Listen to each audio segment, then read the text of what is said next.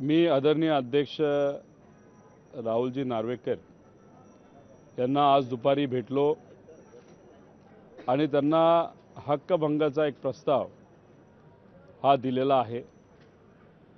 हा हक्कभंग इंडस्ट्री डिपार्टमेंटच्या बाबतीत आहे। मंत्री महोदय उदयजी सामंत साहेब, कांबळे साहेब जे अधिकारी आहेत आणि MIDCचे जे MD आहेत, त्या तिन्ही व्यक्तींवर हा हक्कभंग आणण्याचे दुर्दैवाने आमच्यावर परिस्थिती आलेली आहे। हक्कभंग आणण्याचं कारण एवढंच आहे, अधिवेशनामध्ये अनेक वेळा हा मुद्दा म्हणजे MIDCचा माझ्या मतदारसंघाचा मी मांडला। त्याच्यावर उदय सामंत साहेबांनी सकारात्मक उत्तर दिलं। अधिवेशनामध्ये उत्तर सकारात्मक दिल्यानंतर त्या पद्धतीने आपल्याला कारवाई करावी लागते, पण दुर्दैवाने तशा प्रकारची कारवाई हे उदय सामंत साहेबांनी केली नाही। त्यांना कदाचित करायची असेल, पण भाजपचं त्यांच्यावर प्रेशर असल्यामुळे ते करत नसतील। कारण माझे विरोधक राम शिंदे यांना MIDC व्हावी असं कुठेही मनामध्ये वाटत नाही।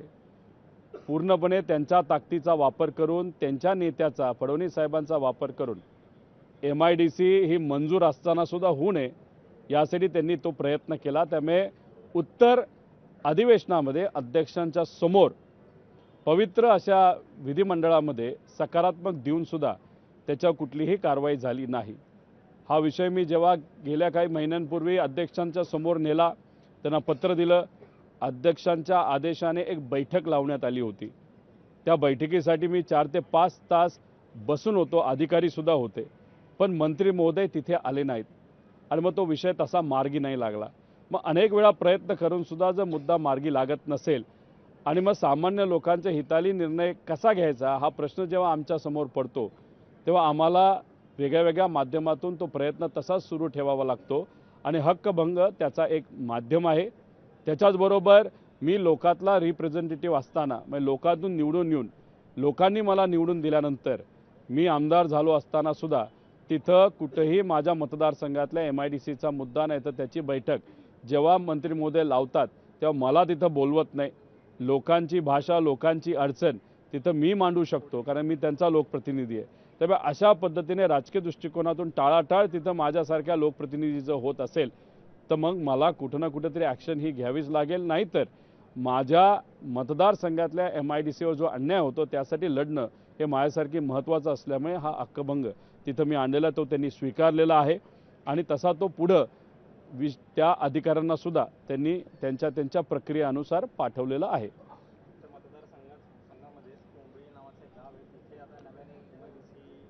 राम शिंदे साहेबांना MIDC कशी आणली जाते, सर्वे कसा केला जातो हे कुठेही काही माहीत नाही। जे गाव ते म्हणत आहेत ते विसरून गेलेत। त्या गावाच्या अवतीभोवती तिथं फॉरेस्ट आहे आणि तिथं तुम्ही जर MIDC आणली तर गोडाऊन सोडलं तर तिथं काहीच होऊ शकत नाही आणि वर्ग 2 ची जमीन आहे का हे सुद्धा त्यांना तिथं बघावं लागेल। मग इथं येऊन फक्त बैठका घ्यायच्या, खुर्च्या गरम करायच्या, एखादी बातमी व्हावी यासाठी प्रयत्न करायचे। अरे पण ह्या सगळ्या अडचणीमुळे, तुम्ही अडचणी आणल्यामुळे, MIDC होत नसल्यामुळे सामान्य लोकांच्या ज्या अडचणी येत आहेत त्याबद्दल तरी तुम्ही विचार करा।